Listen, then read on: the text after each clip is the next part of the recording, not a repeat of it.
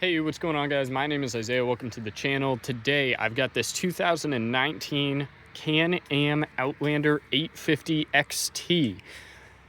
This is an absolute beast of a machine. I love it. I've actually been using it myself a little bit. So yeah, the Outlander 850 came in quite a few different submodels. This comes in just below the Outlander Max XT, which would be, I believe, a factory 2-up. But the XT is going to come with, your nicer wheels from the factory. I believe it comes with these brush guards front and rear from the factory as well. This rear trunk is an aftermarket trunk for your link system. I don't believe that was stock on the XT. But you do have these nice brush guards and the nice wheels.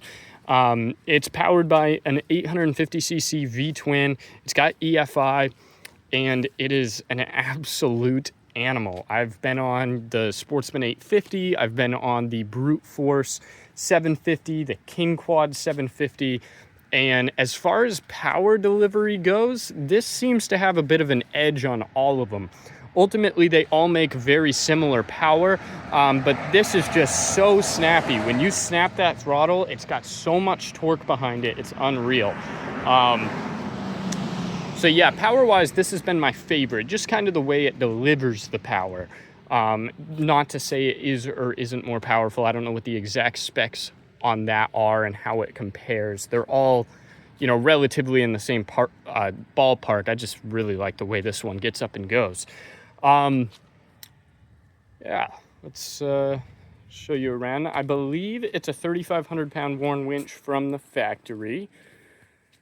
You do have a few cool features. You've got the link racks. It's good and bad, right? It means that you have the ability straight from Can-Am to buy their link luggage accessories. They make obviously different types of trunks for the rear. They make storage for the front. You can get gas caddies, whatever you want. The problem is that link stuff tends to be on the pricier end, but it doesn't mean you can't still, slap a universal rear seat on or whatever you want. A couple other features you've got. I like these hand guards. They look cool. They probably keep a little bit of wind chill off your hands if you're using this for something like hunting. You've got mirrors, which is kind of cool.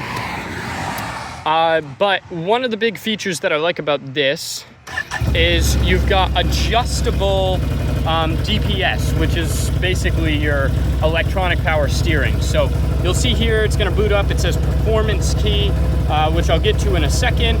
But then if you hold down this button, you'll see you've got DPS medium, DPS maximum, and DPS minimum.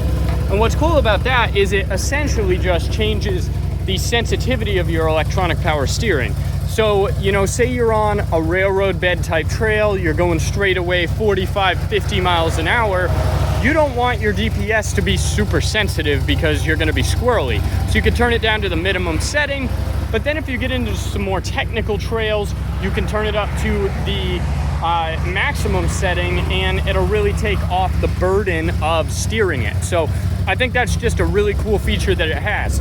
Another thing that Can-Am did, which I could go both ways on liking this or not, is they gave you different keys, and the keys are programmable, but they're only programmable through the dealer. So this is the performance key. You can have, the colors are pretty much irrelevant. You can have the dealer program whatever color you want, whatever way you want. But then you've got kind of a work key and a normal key, and those keys basically dole down the maximum power of this machine.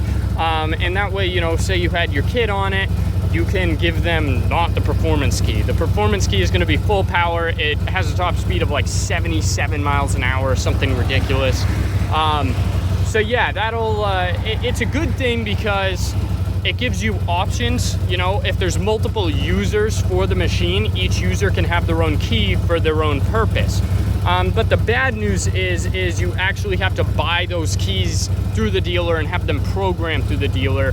Whereas, a lot of wheelers have like just selectable modes. So there's good and bad to it. But yeah, I think that about does it. Simple 4-wheel drive switch over here. All your features over here are pretty simple. Winch, You've got your reverse overdrive, which also controls your DPS, which stands for dynamic power steering.